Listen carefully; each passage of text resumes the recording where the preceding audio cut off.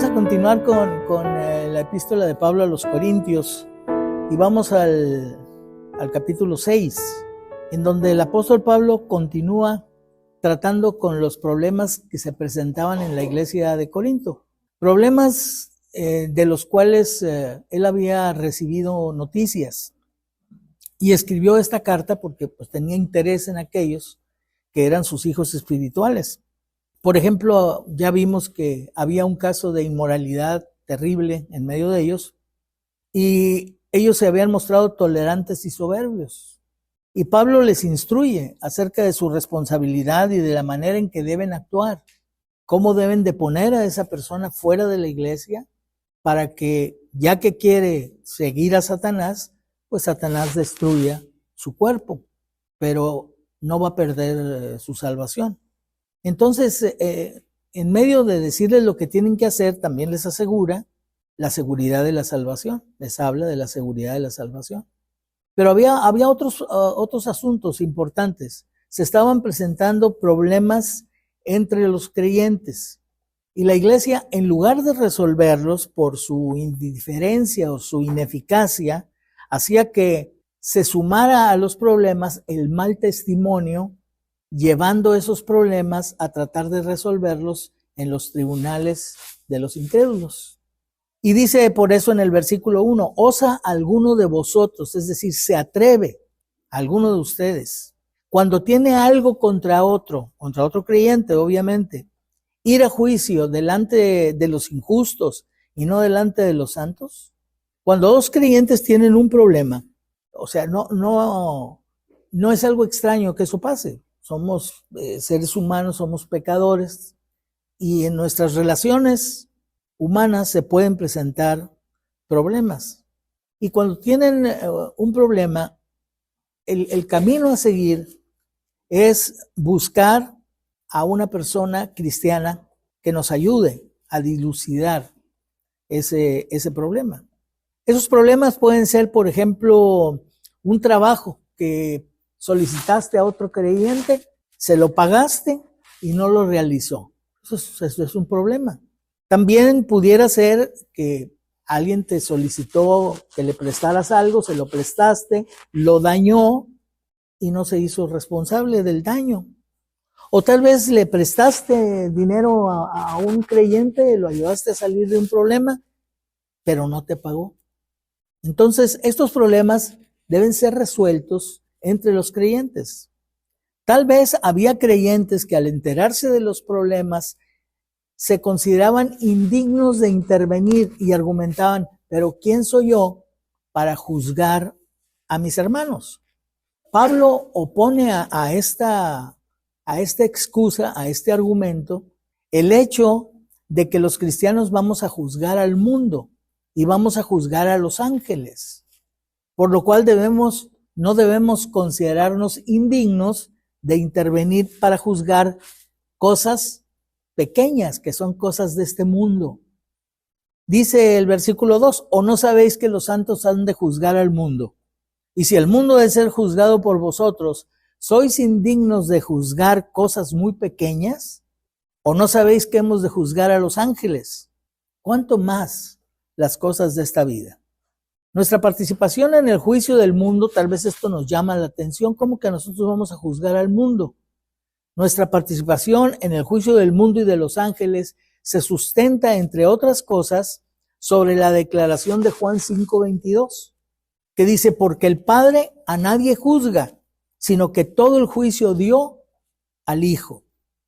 Y cada persona que se ha arrepentido de sus pecados y ha entregado su corazón a Cristo, está en Cristo. Acuérdense, 2 Corintios 5:17, si alguno está en Cristo, nueva criatura es. Y al estar en Cristo, juntamente con Él, por el hecho de estar en Cristo, vamos a heredar, somos coherederos con Cristo. Y si hijos, dice Romanos 8:17, también herederos de Dios y coherederos con Cristo. O sea, vamos a heredar juntamente con Él. También reinaremos juntamente con Él. Dice 2 Timoteo 2:12, y si sufrimos, también reinaremos con Él. Y juntamente con Él juzgaremos Apocalipsis 24 dice, y vi tronos y se sentaron sobre ellos los que recibieron facultad de juzgar. Todo esto en el reino milenial, ¿eh? Esto de juzgar es en el reino milenial, que va a durar, aunque se le llama milenial porque dura un periodo de 1000 años en el cual al terminar Satanás es soltado y lidera una rebelión contra el Señor Jesucristo y el Señor Jesucristo ya le derrota, pero el reino no lo toma nadie, el reino sigue siendo de Jesús, porque su reino es eterno, dice Daniel 2:44, y en los días de estos reyes, el Dios del cielo levantará un reino que no será jamás destruido. No como el reino de los caldeos, que pasó a ser de los medo-persas, y luego de los medo-persas pasó a ser de los griegos con Alejandro. No, ya no pasará eso, sino que el reino no será dejado a otro pueblo. Dice, desmenuzará y consumirá a todos estos reinos, pero él permanecerá para siempre. Así es que una vez que se inaugura el reino milenial, obviamente hay un periodo de 1000 años para que sucedan algunas otras cosas, pero después de esos 1000 años, el reino continúa. Y nosotros reinamos con Cristo. Y nosotros juzgamos juntamente con Cristo. Esa es la razón por la cual Pablo asegura que vamos a juzgar al mundo. Es lo que enseña la palabra de Dios. Si pues, dice el versículo 4, tenéis juicio sobre cosas de esta vida, ¿ponéis para juzgar a los que son de menor estima en la iglesia? Obviamente, si dos creyentes tienen un problema, pues no vamos a ir a presentar el problema ante un creyente que no conoce la palabra de Dios, porque no la lee, ¿sí? Que no aplica los principios de la palabra de Dios a su propia vida. Entonces, la estima que tengan los demás de él, pues no es muy alta. Dice, este creyente es un creyente débil. Entonces, ¿cómo vamos a poner a esta persona a juzgar un problema entre los creyentes? Para avergonzaros lo digo. O sea, que ellos lo hacían. Y entonces pues no se resolvían los problemas. Y había injusticia en medio de la iglesia. Pues ¿qué no hay entre vosotros sabio? Ni aun uno, sabio en cuanto a la sabiduría de Dios y la palabra de Dios, que pueda juzgar entre sus hermanos. No hay ninguno que tenga la confianza, que goce de la confianza de los creyentes, porque miren, la autoridad de una persona no se la da un nombramiento, sino se la da su testimonio. Para mí, la autoridad de Emilio, yo la reconocí desde un principio porque vi en él a un hombre congruente, que lo que él nos enseñaba, él lo vivía.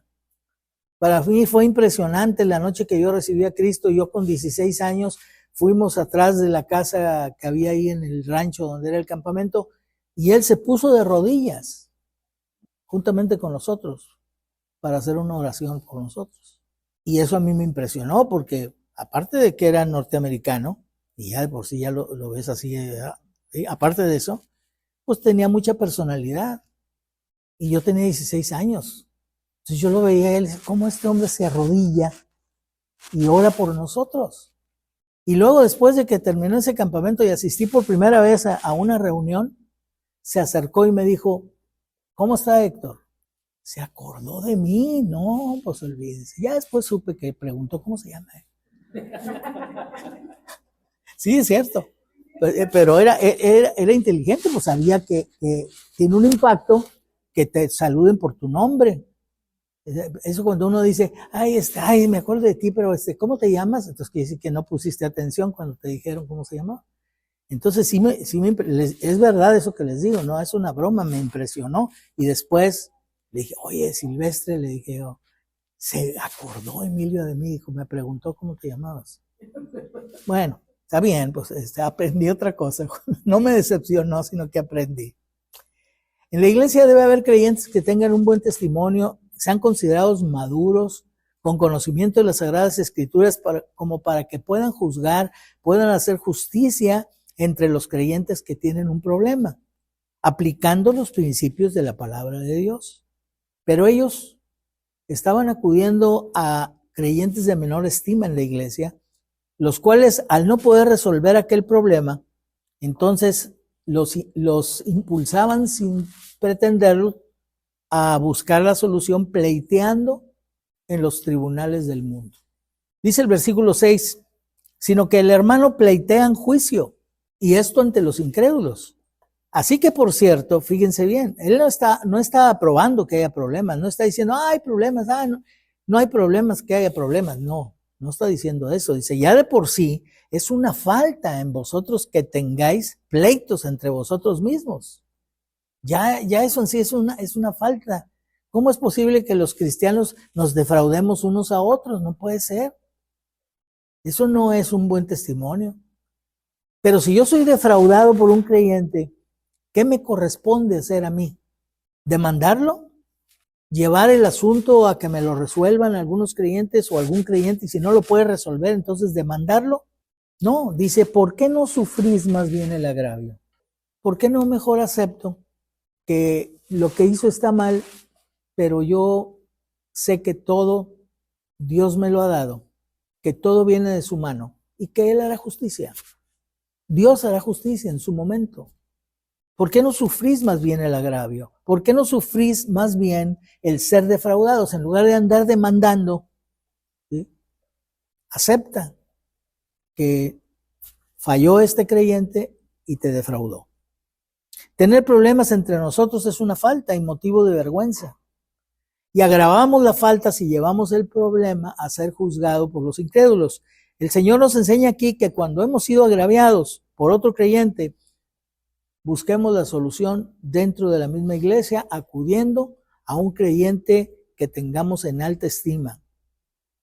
Y si se arregla, si se hace justicia, pues le vamos a dar gracias a Dios. Y va a quedar contento tanto el que agravia como el agraviado. Pero si no se logra hacer justicia, dejamos las cosas en las manos del Señor.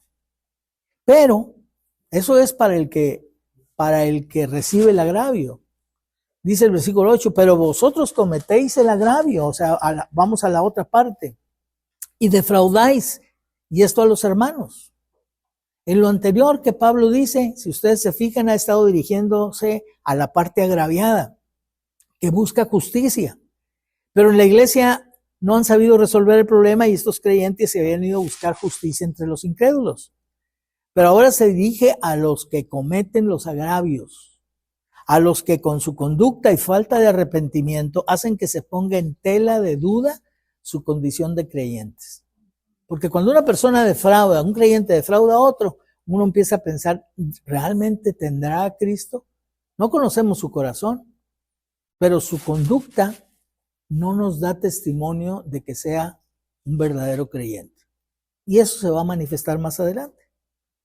Pablo les recuerda que tales conductas son propias de quienes no entrarán al reino de Dios. Apocalipsis 21-27 dice, no entrará en ella, está hablando de la Jerusalén celestial, no entrará en ella ninguna cosa inmunda o que hace abominación y mentira, sino solamente los que están escritos en el libro de la vida del Cordero.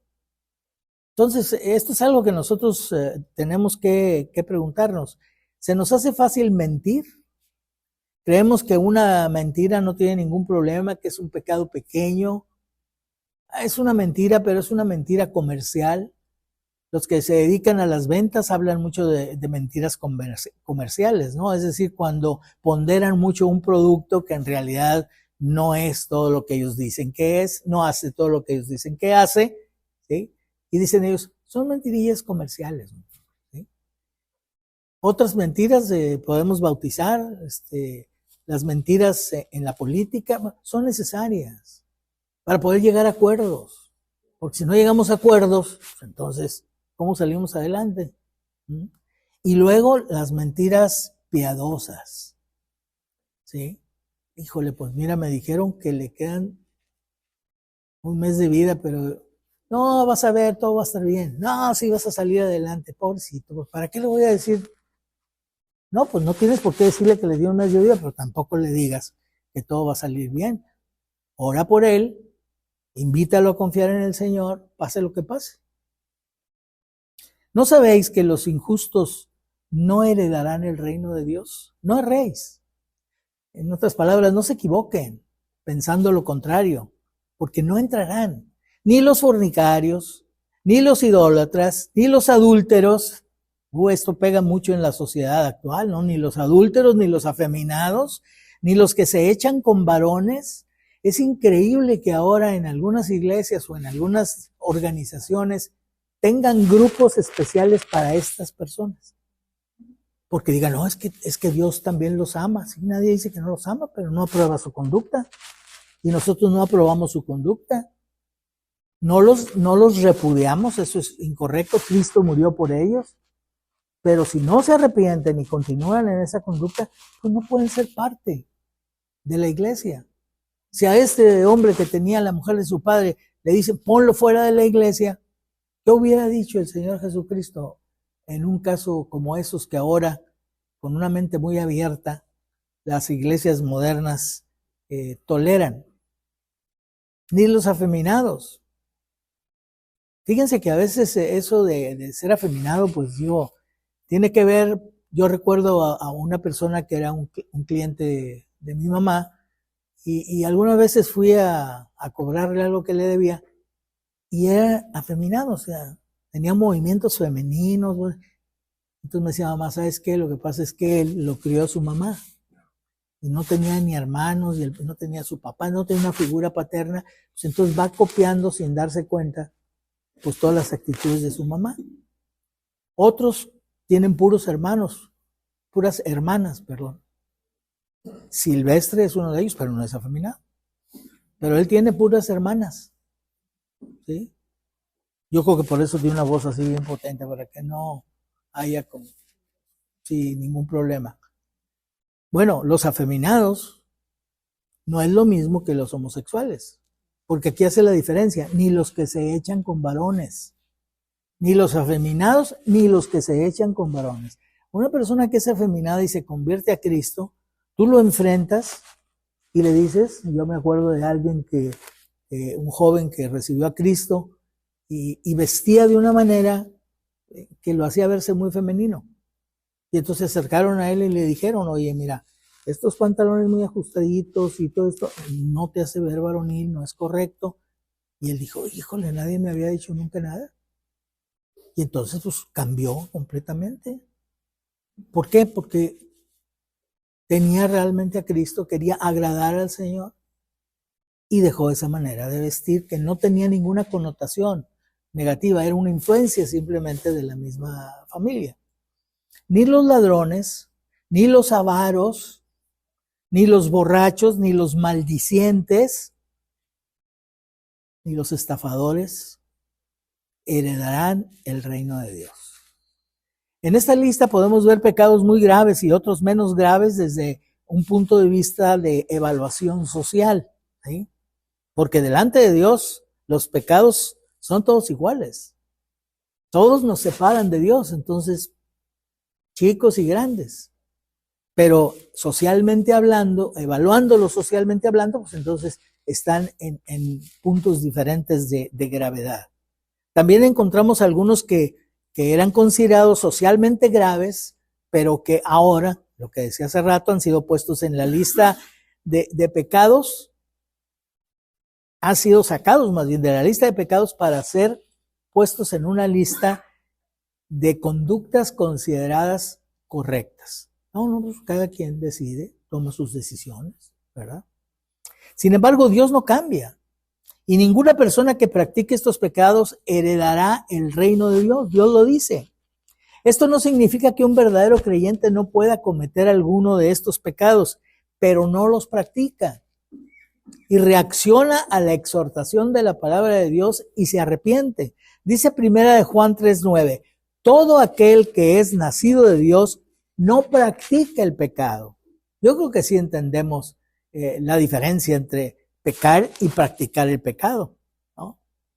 Es como esas personas que dicen, no, pues estoy haciendo ejercicio, estoy corriendo. Ay, ¿desde cuándo empezaste? No, apenas ayer. O sea, corriste ayer. No que estés corriendo, ya indica como que ya tienes una constancia en el ejercicio. Practicar el pecado es una cosa, pecar es otra. Una persona puede cometer un pecado, ser derrotado en un momento dado por Satanás, por las tentaciones, pero arrepentirse, pedirle perdón al Señor, ya sea porque solo llega a la conclusión o porque alguien lo exhorta con la palabra y se arrepiente y deja aquel pecado. Todo aquel que es nacido de Dios no practica el pecado. ¿Por qué? Porque la simiente de Dios permanece en él y no puede pecar porque es nacido de Dios. Es decir, no puede pecar de una manera constante de estar practicando el pecado porque es nacido de Dios. Primera de Juan 5:4 dice, porque todo lo que es nacido de Dios vence al mundo. Y esta es la victoria que ha vencido al mundo, nuestra fe. Y después de hacer esa lista de personas que no entrarán en el cielo, que no entrarán en la presencia de Dios, dice Pablo en el versículo 11, y esto erais algunos. Todos los creyentes tenemos un pasado de pecado. No éramos mejores que los demás. No nos salvó el Señor Jesucristo porque era algo digno de ser rescatado, ¿no? Esto sí, porque, ¿no? Como cuando checas una caja de manzanas y ves que están podridas, pero de pronto te encuentras una y dices, no, esta está buena. Y la pones aparte, ¿sí? Dios nos puso aparte, pero no porque éramos manzanas buenas, porque aceptamos que Él nos limpiara, que Él quitara nuestra podredumbre. Esto erais algunos. Pero ahora sí hay una diferencia. Más, dice Pablo, que es un pero, hay una diferencia entre nosotros y los que no quieren arrepentirse y confiar en Cristo. Y esto es que nosotros, dice, ya fuimos lavados. Ya habéis sido lavados por la sangre de Cristo. Dios no solo perdonó nuestros pecados, sino también quitó las manchas del pecado. Imagínate que tú le prestas una ropa a alguien, una ropa blanca, y entonces te la mancha. Y entonces te la manda a lavar, porque pues, te la va a regresar y, perdóname, fíjate que se le cayó esto, pero no se le quita la mancha. Pero tú dices, bueno, pero su actitud fue buena, él la mandó lavar, me quería dejar satisfecho, pero pues no se le quitó la mancha.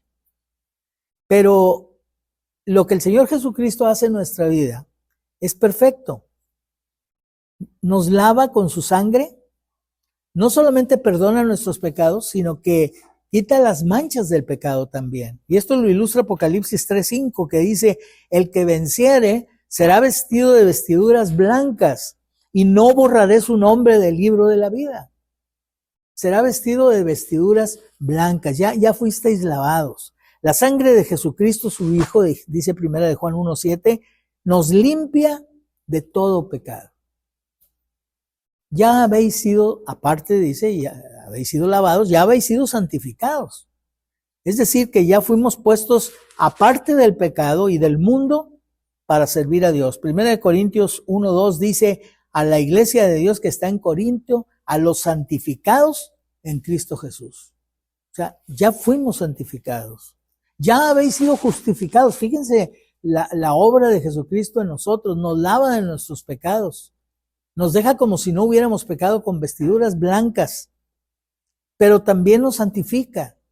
Es decir, nos pone aparte del mundo, ¿sí?, para servirle a Él, y empieza en nosotros un proceso de santificación. Por eso cuando tú y yo leemos la palabra de Dios, si la aplicamos a nuestra vida empieza a cambiar. Y empezamos a dejar conductas que teníamos de antemano y empezamos a tener una vida diferente. Eso es la santificación ya apropiada y realizada por el Espíritu Santo en nuestra vida, tomando en cuenta nuestra voluntad de obedecer al Señor. Pero ya fuimos santificados. No depende, nuestro servicio al Señor no depende de que nosotros logremos santificarnos. Ya fuimos santificados. Ahora hay que expresar esa santificación en nuestra propia vida. Ya habéis sido justificados. Ser justificado es ser declarado inocente. Si una persona es declarada inocente, entonces podemos decir que ha sido justificado. Dice Romanos 8:30, y a los que llamó, a estos también justificó, en el nombre del Señor Jesús y por el Espíritu de nuestro Dios. Entonces, fíjense, fuimos lavados, santificados, justificados por Dios, en el nombre del Señor Jesús y por el Espíritu de nuestro Dios. Aquí podemos ver cómo está involucrada la Trinidad completa en nuestra salvación. Dios es el que realiza todas estas cosas en la vida de los que hemos creído, pero lo hace en el nombre del Señor Jesús. ¿Por qué en el nombre del Señor Jesús? Porque Él fue el que pagó para que Dios pudiera perdonarnos. Cristo satisfizo la justicia de Dios. Y entonces Dios, basado en el sacrificio de Jesucristo, puede perdonarnos, puede lavarnos, puede justificarnos, puede santificarnos. Aquí podemos ver esto. Toda la divinidad está involucrada. A los que hemos creído, habiéndonos arrepentido de nuestros pecados, Dios realizó estas cosas en su vida. Dice Romanos 8:33, ¿quién acusará a los escogidos de Dios? Dios es el que justifica. Una vez que un juez te declara inocente, ¿quién te puede acusar? Ya el juez te declaró inocente. ¿Quién es el que acusará a los que Dios ha justificado? Él era el ofendido. A Dios era quien habíamos ofendido. Él envió a su Hijo a morir por nosotros. Creímos en su Hijo y nos arrepentimos. Él nos perdonó. ¿Quién nos va a acusar entonces si Él era el ofendido? Y Él que nos justificó. Así Pablo termina esta sección de su carta recordándoles lo que Dios ha hecho en su vida. Una obra que debe verse en ellos. ¿Sí? Y no deshonrar a Dios volviendo a sus conductas antiguas o comportándose en la iglesia como lo hacen los incrédulos y denigrando la iglesia entre ellos al litigar los problemas entre creyentes en sus tribunales de los incrédulos. Algunos piensan que la frase que Pablo menciona en esta epístola, cuando dice todas las cosas me son lícitas, era el eslogan con el que los corintios trataban de justificar su conducta. Entonces Pablo toma esto, que ellos decían, no, pues todo nos es lícito. Partían de algo verdadero, pero lo aplicaban erróneamente. Pablo confirma la verdad porque dice todas las cosas, y se las aplica a él, todas las cosas me son lícitas. Eso que ustedes dicen es cierto, pero tiene sus límites.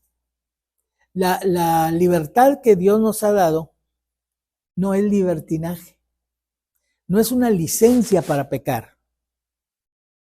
Por eso Pablo menciona este límite que debemos tomar en cuenta.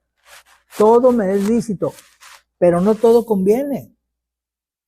Entonces, cada cosa que vamos a hacer, tenemos que determinar si es conveniente o no es conveniente para la vida que debemos tener los redimidos de Dios. Si es conveniente o no es conveniente para los propósitos que Dios tiene para nosotros. Todo me es lícito no significa que está bien hacer cualquier cosa, sino que todo me es permitido. Los cristianos somos libres para decidir nuestras acciones, pero también responsables de las consecuencias. Y dependiendo de las consecuencias de una acción, nuestras acciones pueden ser convenientes o inconvenientes. La palabra de Dios afirma que en Cristo los creyentes somos completamente libres de la esclavitud del pecado. Romanos 6, 17 y 18 dice, pero gracias a Dios que aunque erais esclavos del pecado, un esclavo no tiene voluntad propia. Si un esclavo se trata de rebelar, cuando la esclavitud en los Estados Unidos, ¿qué pasaba cuando un esclavo huía de su amo? El amo usaba toda la fuerza, todo su poder para buscarlo y encontrarlo y traerlo, porque era un esclavo, no tenía voluntad propia. Pero gracias a Dios, que aunque erais esclavos del pecado, habéis obedecido de corazón a aquella forma de doctrina a la cual fuisteis entregados. Y libertados del pecado, vinisteis a ser siervos de la justicia. ¿Sí? Y ahora no servimos al pecado, no estamos sujetos al pecado, no estamos esclavizados a Dios, pero ya hemos comprendido que servir al diablo no es algo conveniente. Y por eso hemos rechazado a Satanás y hemos pedido al Señor que Él sea precisamente nuestro Señor. O sea, que Él nos ordene, que Él nos mande y nosotros queremos obedecerle. Como el esclavo por amor de los tiempos del Antiguo Testamento. Cuando un esclavo iba a ser puesto en libertad, pero estaba tan feliz bajo la tutela de su amo que le decía, no me quiero ir, quiero seguir contigo. Y entonces le perforaban la oreja con una lesna y eso era señal de que ese esclavo era esclavo por amor. Es decir, que habiéndose podido ir, no se quiso ir. Entonces, Pablo cuando dice que él es esclavo de Jesucristo, es un esclavo por amor. No porque lo hayan esclavizado, sino porque él decidió no tener voluntad propia y obedecer al Señor Jesucristo en todo. Libertados del pecado, vinisteis a ser siervos por voluntad propia de la justicia. Libres también fuimos del yugo de la ley. No solamente fuimos libres del pecado, libres del yugo de la ley. El pecado ahora no tiene poder sobre nosotros porque no estamos intentando cumplir la ley, sino que vivimos por gracia. Si tratáramos de agradar a Dios esforzándonos en cumplir la ley, eso nos haría fallar. Caeríamos en pecado y nos desligaríamos de Cristo. Es decir, no dice, al decir desligarnos de Cristo no es perder nuestra salvación, pero sí perder nuestra comunión con Él, nuestro buen compañerismo con Él, como un hijo que desobedece a su padre, pero no deja de ser hijo. Pero el padre toma ciertas medidas hacia un hijo desobediente, pero no deja de ser su hijo.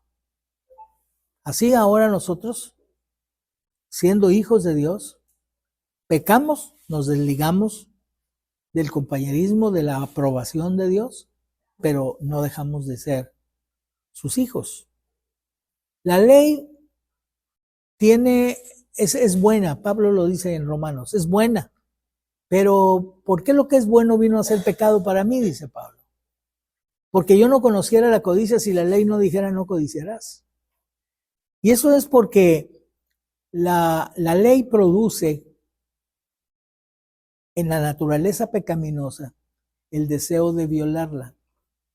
Cuando una persona ve un letrero que dice no fumar, es cuando más deseos tiene de fumar. ¿Por qué me quieren prohibir que fume? ¿No? Cuando dice no pisar cemento fresco, ¿qué hacemos? Irlo a pisarlo, a poner la mano ahí. I was here, ¿no? Entonces, la ley tiene esa situación. Alguna vez les he contado la anécdota de un hombre que tenía un hotel junto a la playa y en la playa jugaban los muchachos béisbol. Entonces alguien que vio le dijo, oye, estos muchachos están jugando béisbol, te van a quebrar las ventanas. Pero no le habían quebrado ninguna. Entonces puso un letrero, prohibido jugar béisbol en la playa, y le empezaron a quebrar las ventanas. ¿Sí? Mientras no puso él eso, pero yo me imagino que vieron el letrero, ay, ¿por qué no? Ni que fuera de él la playa. No, vas a para que se le quite, ¿no? Porque así somos, es la naturaleza pecaminosa. Los Gálatas estaban siendo bombardeados por judíos que estaban en contra del evangelio y que entonces llegaban y decían, Pablo les dijo que ustedes ya son salvos, ¿verdad? No, ustedes no son salvos si no cumplen la ley. Porque la ley Dios se la dio a Moisés. Viene de Dios, ustedes tienen que cumplirla. Y los Gálatas dijeron, ay, pues no sabíamos eso. Y entonces por eso Pablo les escribe y les dice en el capítulo 5, versículo 4 de la epístola de los Gálatas, de Cristo os desligasteis los que por la ley os justificáis. De la gracia habéis caído. La gracia y la ley son contrarias. La ley demanda tu esfuerzo, la gracia te regala las cosas de parte de Dios. Libres somos entonces de la ley. Y una persona que de pronto es tendiente a cumplir ciertos mandatos o ciertos mandamientos. Por eso algunos preguntan, oye, ¿ahí qué te prohíben? Porque tienen la idea de que un grupo de personas que se reúnen para alabar a Dios, pues deben de tener ciertas prohibiciones. Entonces, pues quiero saber cuáles son para ver si me conviene reunirme ahí. Si no, mejor voy acá, que acá no piden tanto. ¿Sí? Entonces, no estamos sujetos a la ley. Y si queremos agradar a Dios cumpliendo la ley, pues vamos a terminar desligados de Cristo. Somos también libres del poder del diablo que él tenía sobre nosotros. Dice Hebreos 2:14, 4 y 5. Creo que escribí mal aquí. Dice, así que por cuanto los hijos participaron de carne y sangre, es 14 y 15, él también participó de lo mismo, para destruir por medio de la muerte al que tenía el imperio de la muerte. Esto es al diablo. Y librar a todos los que por el temor de la muerte estaban durante toda la vida sujetos a servidumbre. O sea, el diablo nos tenía esclavizados. Pero ahora que escapamos de él, que Cristo nos liberó de las garras del diablo y nos hizo sus hijos y nos trasladó del reino de las tinieblas a su reino, entonces ahora podemos derrotar a Satanás si nos mantenemos obedientes al Señor. Dice Santiago 4:7, someteos pues a Dios, ese es el secreto. Resistid al diablo y huirá de vosotros. Qué maravillosa esa escena, ¿no? Cuando el diablo va al desierto para tentar al Señor Jesús y el Señor Jesús le responde con la palabra de Dios, sujetándose él a la palabra de Dios. Si eres el Hijo de Dios, di que estas piedras se conviertan en pan. Dios dice que no solo de pan vivirá el hombre. Entonces ahí Cristo se sujeta a la palabra de Dios y entonces rechaza al diablo. Arrójate de aquí porque escrito está, dice el diablo, porque también se atreve a citar las escrituras. Porque escrito está que a sus ángeles mandará cerca de ti para que te cojan en sus brazos y tu pie no tropiece en piedra. Sí, pero está escrito también, no tentarás al Señor tu Dios. No es lo mismo que yo ande en el techo impermeabilizando mi casa y me tropiece y me caiga, a que yo diga, ay Señor, pues si tú has dicho que me salves. ¿No? No tentarás al Señor tu Dios.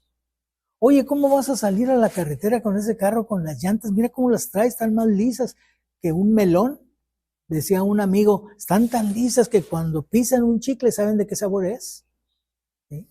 ¿Cómo te vas a ir así? Dios me cuida. ¡Ah, qué fe tan grande! Sí, tan grande como la del estudio que tenemos donde hay un puente que dice puente peligroso y una persona dice, yo tengo mucha fe. ¿Sí?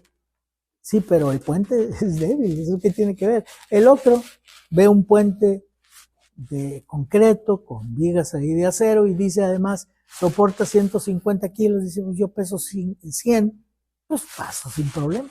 No necesitas mucha fe para confiar en un letrero que dice que soporta tu peso y todavía la mitad más.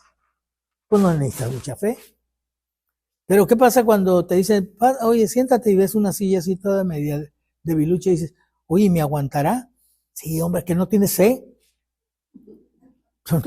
No, mejor me quedo parado. Yo sí tengo fe, pero no confío en esa silla.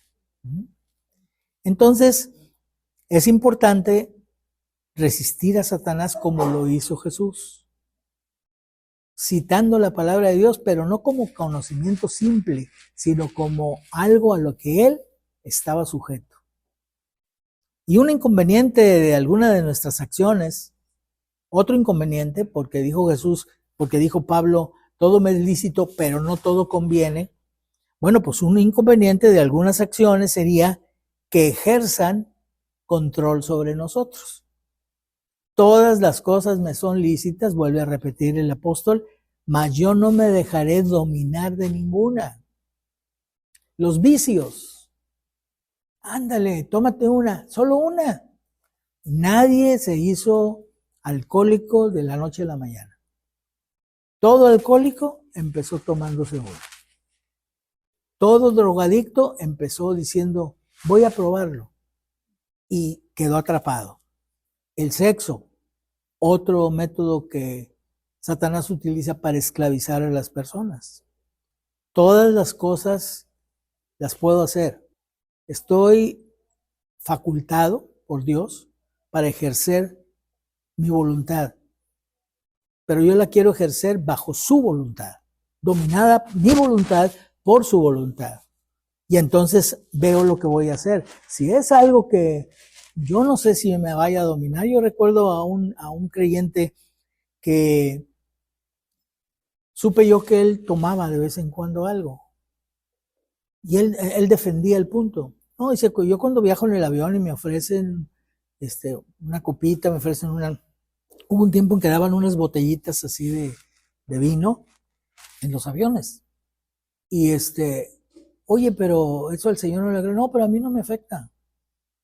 Yo voy testificando inclusive. Batallo un poco para encontrar los versículos, pero sí, sí puedo testificar.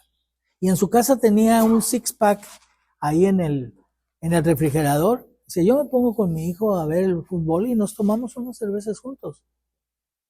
Y yo no me emborracho. Sí, pero tú no sabes si tu hijo va a tener el mismo control o dominio que tú, o él sí va a caer y quedar atrapado. Leí de un actor muy, muy famoso que su padre le dio su primer cigarrillo de marihuana cuando tenía 6 años. ¿Por qué? Porque dijo que era la única forma que conectaba con él. O sea, como luego dicen en el mundo, pásala para andar iguales, ¿no? O sea, ¿cómo que conectaba con él? Pues entonces él estaba bajo la droga y dijo, para conectar con mi hijo tiene que estar él también bajo la droga. Pero eso le trajo al hijo tremendos problemas, de los cuales finalmente salió. Una acción del Padre. Dentro de estas acciones que pueden tomar el control de nuestra voluntad y reducirnos a esclavitud, se encuentran aquellas que satisfacen los apetitos de la carne, los apetitos de nuestro cuerpo.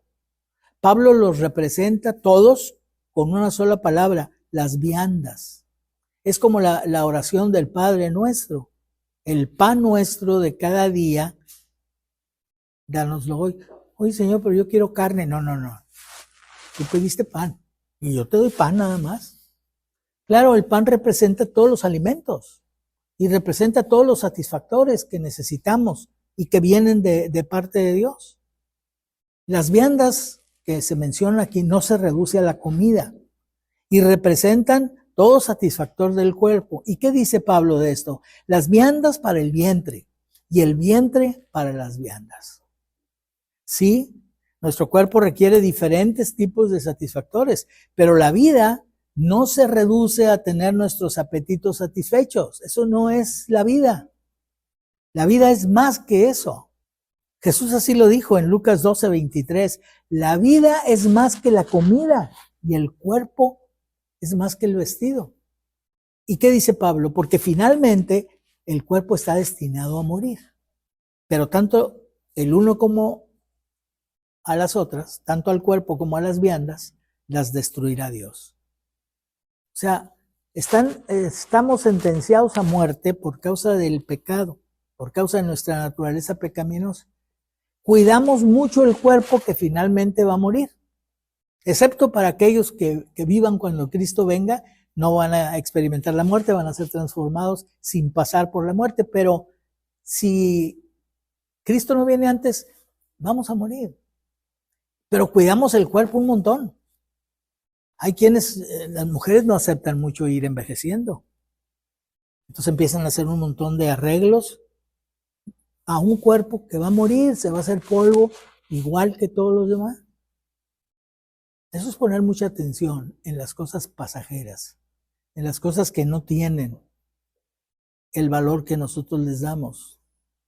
Dentro de esos apetitos del cuerpo, obviamente que la comida también llega a controlarnos, tenemos que tener cuidado con eso, pero dentro de esos apetitos del cuerpo se encuentra el apetito sexual, que ha de ser satisfecho correctamente en el matrimonio.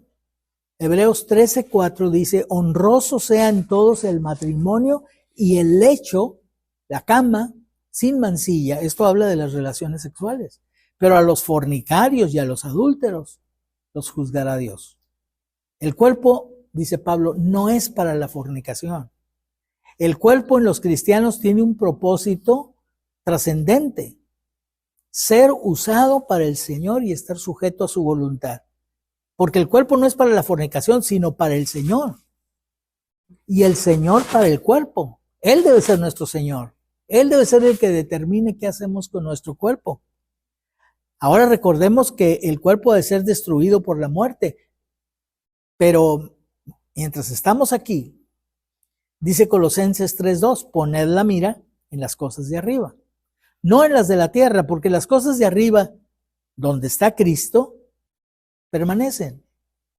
Dice el versículo 14, y Dios que levantó al Señor también a nosotros nos levantará con su poder, porque los creyentes estamos en Cristo y nuestros miembros son miembros de Cristo.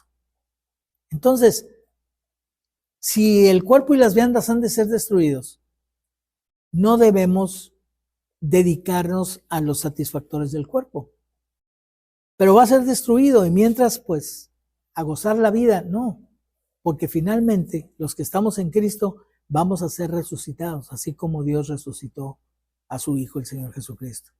Nuestra expectativa es otra, debe ser otra. No la satisfacción en este mundo, sino la presencia en el lugar donde Cristo está, siendo transformados y satisfechos por Él, porque en Cristo, dice la Escritura, estáis completos, no nos falta nada. Versículo 15, ¿o no sabéis que vuestros cuerpos son miembros de Cristo? Qué maravilloso es esto. Miren, si nosotros lo tenemos presente, si nuestros miembros son miembros que son parte de Cristo, entonces, cada vez que nosotros estamos en un lugar incorrecto, estamos llevando a Cristo a un lugar incorrecto. Cada vez que nosotros hacemos algo con nuestro cuerpo que es desagradable, estamos afectando al Señor Jesucristo. Si recibimos a Cristo, estamos unidos a Él y fuimos hechos parte suya, dice Efesios 5, 29 y 30, porque nadie aborreció jamás su propia carne, sino que la sustenta y la cuida, como también Cristo a la iglesia, porque somos miembros de su cuerpo, de su carne y de sus huesos. ¿Qué mayor unión puede existir que esta? Al estar en Cristo, fíjense todo lo que sucedió. Somos parte de Él. Esta realidad debe hacernos considerar nuestros cuerpos con mayor respeto, por lo cual Pablo pregunta, ¿quitaré pues los miembros de Cristo y los haré miembros de una ramera? De ninguna manera. Y enseguida le da un argumento más muy importante, que sucede cuando te unes sexualmente con una mujer pública, con una ramera. Dice el versículo 16, ¿o no sabéis que el que se une con una ramera es un cuerpo con ella? Pablo le da tanta seriedad e importancia a lo que dice que utiliza las palabras de Génesis 2:24. Por tanto, dejará el hombre a su padre y a su madre y se unirá a su mujer y serán una sola carne. Este es el matrimonio. Este es el matrimonio. En los diferentes países, el matrimonio se sanciona de diferente manera. Aquí vas con un juez civil a que te case. Eso es cumplir con la ley de tu país. En los Estados Unidos, el mismo pastor de tu iglesia te puede casar. Tiene esas funciones, tiene esa autoridad. En otros lugares, tienes que entregar una dote para que te entreguen a la mujer con la que te quieres casar. O sea, son diferentes las costumbres, pero el matrimonio en sí, ahí está en Génesis 2:24, es unirte a tu mujer y ser una sola carne con ella. Ese es el matrimonio. Los dos, dice, serán una sola carne. Por eso la fornicación no puede tomarse a la ligera, porque el acto sexual tiene un efecto vinculante muy fuerte que corresponde al vínculo matrimonial y que el Señor, al señalar a Pablo Génesis, de que el hombre dejará a su padre y a su madre, muestra que hay un cambio muy definitivo en la persona que se casa. Hay un cambio de lealtad. Deja a sus padres, deja de estar bajo su autoridad para ser autoridad de una nueva familia. Y la esposa deja a sus padres, de estar sujeta a sus padres, para estar sujeta a su marido. Entonces es algo muy serio. Se unirán y serán una sola carne y ocurren todas estas cosas. Entonces, por eso, la Biblia utiliza el matrimonio para representar la unión de Cristo con su iglesia, con el grupo de los que arrepintiéndose han creído en él. El que se une al Señor, dice el versículo 17, un espíritu es con él. Hay una unión perfecta. Pablo muestra, por tanto, lo terrible del pecado de la fornicación, porque al fornicar, el hombre, dice la Escritura aquí, peca contra su propio cuerpo que no le pertenece y peca contra sí mismo. Huir de la fornicación, dice, cualquier otro pecado que el hombre cometa está fuera del cuerpo, mas el que fornica contra su propio cuerpo peca. Y aquí menciona las razones de lo que dice. O ignoráis, dice el versículo 19, que vuestro cuerpo es templo del Espíritu Santo, el cual está en vosotros, el cual tenéis de Dios, y además no nos pertenece, dice, y que no sois vuestros. Yo hago con mi cuerpo lo que yo quiera, no es tuyo. Cada cosa que tú vas a hacer con el cuerpo tienes que estar seguro que Dios lo aprueba, que está dentro de la voluntad de Dios. Si no lo consideras, estás usando algo que no te pertenece de una manera incorrecta. La razón es de que no nos pertenezca a nuestro cuerpo es que hemos sido comprados. Ese es el significado de la palabra redención. Éramos esclavos del pecado y Cristo nos compró, no para esclavizarnos, sino para darnos libertad. Esto ocurrió en los días de la esclavitud. Algunas personas hicieron eso. Fueron a la plataforma donde estaban exhibidos los esclavos y puestos en venta, y entonces compraban unos esclavos, no para hacerlos esclavos, sino para darles la libertad. Eso es redimir. Como si vas al monte de Piedad y empeñas un objeto valioso para ti, pero no tienes cómo recuperarlo. Pero entonces alguien se va a perder, pero alguien que te aprecia, que te ama, va y paga el objeto por ti. No para quedarse con él, para dártelo, para que regrese a ti. Eso es la redención. Habéis sido comprados por precio, dice el versículo 20. Y 1 de Pedro 1, 18 y 19 lo aclara muy bien. Sabiendo que fuisteis rescatados de vuestra vana manera de vivir, la cual recibisteis de vuestros padres, porque la naturaleza pecaminosa se hereda de los padres, no con cosas corruptibles, como oro o plata, sino con la sangre preciosa de Cristo, como de un cordero sin mancha y sin contaminación.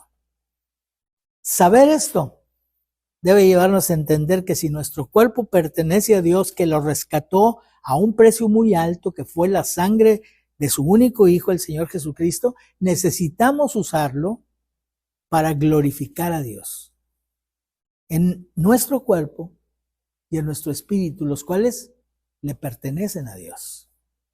Esto significa que el uso que le demos a nuestro cuerpo debe redundar en que Dios sea glorificado, no en que Dios sea deshonrado, como sucede muchas veces cuando los incrédulos dicen, mira, y estos son los cristianos. Fíjate dónde tienen sus intereses, fíjate dónde ponen su atención, fíjate qué es lo que están buscando. Y dicen que con Cristo lo tienen todo, pero actúan igual que cualquier otra persona. Glorificad a Dios en vuestro cuerpo y en vuestro espíritu, los cuales son de Dios. Qué precioso. Si todas estas enseñanzas no cambiaban la conducta de los corintios, estaban mucho más mal, ¿no? Pero creo que la iglesia permaneció, lo cual quiere decir que el Espíritu Santo actuó en ellos, que aplicaron la palabra y la iglesia se purificó. Los que no deberían estar ahí ya no estuvieron. Y los que estuvieron actuaron como lo que eran, redimidos del Señor. Que Dios les bendiga.